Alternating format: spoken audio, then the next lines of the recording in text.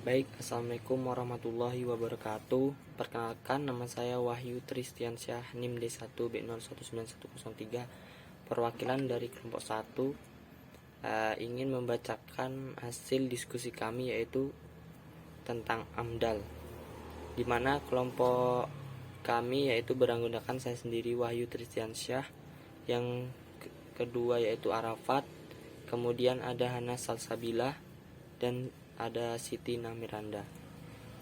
Baik, pembahasan yang pertama akan saya coba jelaskan, yaitu merupakan pengertian studi AMDAL. Studi AMDAL adalah studi kelayakan suatu rencana kegiatan dari sudut pandang lingkungan yang dituangkan dalam suatu dokumen AMDAL yang bersifat saintifik dan manageable, sehingga dapat digunakan sebagai instrumen perencanaan dan manajemen lingkungan. Kemudian ada kerangka berpikir di AMDAL, yaitu salah satunya yang pertama yaitu mendeskripsikan permasalahan lingkungan hidup yang timbul. Yang kedua, menjelaskan kondisi yang melandasi timbulnya dampak. Yang ketiga yaitu menyusun teori. Yang keempat, rumusan. Dan yang terakhir adalah tata hubungan antar kondisi atau antar peristiwa, menyusun prediksi, estimasi, atau proyeksi mengenai peristiwa yang akan terjadi atau gejala yang akan muncul, menyusun rekomendasi dalam bentuk rencana kegiatan, pencegahan, pengelolaan, pengendalian, dan pemantauan dampak lingkungan. Sejarah pengelolaan lingkungan dunia. Perhatian terhadap masalah lingkungan hidup di dunia itu berawal dari Dewan Ekonomi dan Sosial PBB pada waktu diadakan peninjauan terhadap hasil gerakan, yaitu dasawarsa pembangunan pada PD1 pada dekade 1960 sampai 1970 untuk merumuskan strategi dasawarsa pembangunan dunia kedua, yaitu pada tahun 1970 sampai 1980. Dalam resolusi tersebut diputuskan untuk membentuk panitia persiapan yang bersama Sekjen PBB untuk menarik perhatian dunia dalam masalah lingkungan. Konferensi PBB tentang lingkungan hidup manusia atau United Nations Conference on Human Environment diselenggarakan di Stockholm, Swedia pada tanggal 5 sampai 16 Juni 1972. Hasil dari perumusan tersebut adalah yang pertama yaitu deklarasi tentang lingkungan hidup manusia. Yang kedua, rencana aksi lingkungan hidup manusia terdiri dari 109 rekomendasi. Yang ketiga, rekomendasi tentang kelembagaan dan keuangan yang menunjang pelaksanaan. Yang keempat, menetapkan tanggal 5 Juni sebagai Hari Lingkungan Hidup Sedunia. Perkembangan selanjutnya, Komisi PBB membentuk World Commission on Environmental dan Development (WCED) yang diketuai oleh Gro Harlem Brundtland pada tahun 1983 dengan anggota terdiri dari beberapa negara termasuk Indonesia. Sekian pembahasan dari saya, selanjutnya akan dilanjutkan oleh Arafat. Baik, saya Arafat akan melanjutkan materi selanjutnya, yaitu tentang sejarah pengelolaan lingkungan hidup di Indonesia. Awalnya, pembinaan lingkungan hidup dari segi yuridis di Indonesia secara konkret tertuang dalam Keputusan Menteri Negara Pengawasan Pembangunan dan Lingkungan Hidup. Pengelolaan lingkungan hidup di Indonesia relatif belum lama dan baru dirintis. Namun, dalam waktu yang pendek itu, di Indonesia telah banyak berbuat untuk mulai mengelola lingkungan hidupnya.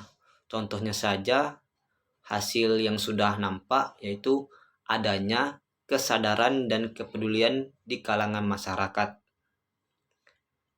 Selanjutnya, pemahaman ekosistem sebagai dasar dalam melakukan kajian lingkungan.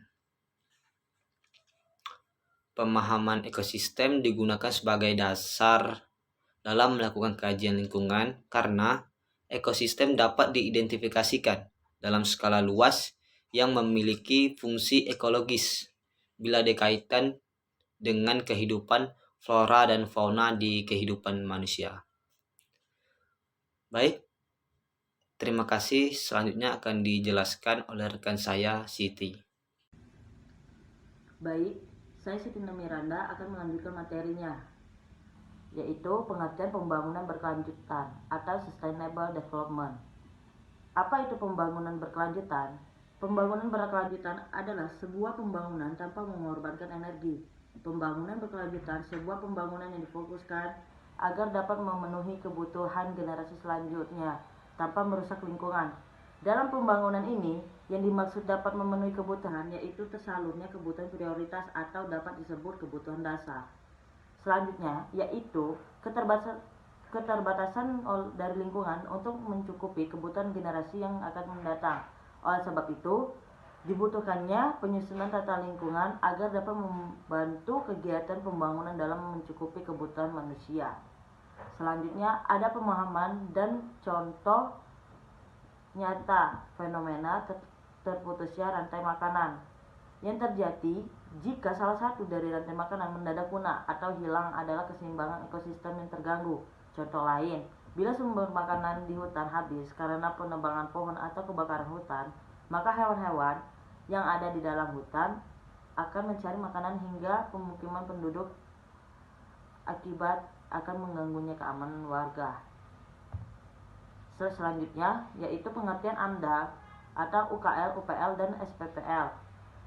AMDAL merupakan kajian mengenai dampak penting suatu usaha dan atau kegiatan yang direncanakan pada lingkungan hidup yang diperlukan bagi proses pengambilan keputusan tentang penyelenggaraan usaha dan atau kegiatan. Sedangkan UKL, UPL atau yang disebut upaya pengelolaan lingkungan sampai dengan upaya pemantauan lingkungan adalah pengelolaan dan pemantauan terhadap usaha dan atau kegiatan yang tidak terdampak penting terhadap lingkungan hidup yang diperlukan bagi proses pengambilan keputusan tentang penyelenggaraan usaha dan atau kegiatan. Materi selanjutnya akan disampaikan oleh teman saya. Saya Hana akan melanjutkan materi selanjutnya, yaitu SPPL adalah surat pernyataan pengelolaan lingkungan, adalah kesanggupan dari penanggung jawab usaha dan atau kegiatan untuk melakukan pengelolaan dan pemantauan lingkungan hidup atas dampak lingkungan hidup dari usaha dan atau kegiatannya di luar usaha dan atau kegiatan yang wajib AMDAL atau UKL-UPL. Lalu perbedaan antara AMDAL, UKL-UPL, dan SPPL. Yang pertama, skala usaha atau kegiatan. Misalnya kegiatan pengambilan air sungai sebesar 250 liter per detik atau lebih, maka kegiatan tersebut harus menyusun AMDAL. Tetapi, jika di bawah 250 liter per detik, maka cukup dengan UKL-UPL, atau misalkan direncanakan membangun gedung dengan luas 5 hektar, maka wajib menyusun AMDAL. Sebaliknya, jika di bawah 5 hektar, maka cukup dengan UKL-UPL. Yang kedua, dampak terhadap lingkungan. Sudah jelas bahwa AMDAL dikhususkan untuk usaha dan kegiatan yang menimbulkan dampak penting. Dampak pentingnya adalah perubahan lingkungan hidup yang sangat mendasar yang diakibatkan oleh suatu usaha atau kegiatan. Nomor 3, format dokumen. Yang pertama, format AMDAL mengikuti format yang ada dalam lampiran 1, 2, dan 3 Permen LH nomor 16 tahun 2012.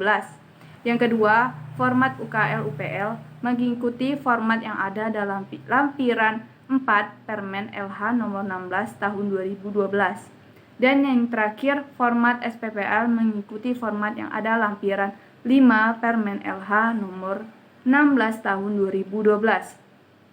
Yang keempat, penyusun. AMDAL disusun oleh penyusun yang telah memiliki sertifikat kompetensi penyusun AMDAL. Sedangkan UKL-UPL dan SPPL dapat langsung disusun oleh pemrakarsa usaha atau kegiatan. Lalu yang kelima, mekanisme penyusunan AMDAL harus melewati tahapan penilaian AMDAL yang dilakukan oleh Komisi Penilai AMDAL. Sedangkan UKL-UPL di beberapa daerah berkewajiban mempresentasikan ekspos sebelum dikeluarkan surat rekomendasi dan di beberapa daerah tidak diwajibkan ekspos. Sedangkan SPPL hanya mengisi form dan mendaftarkannya ke instansi lingkungan hidup. Sekian, terima kasih.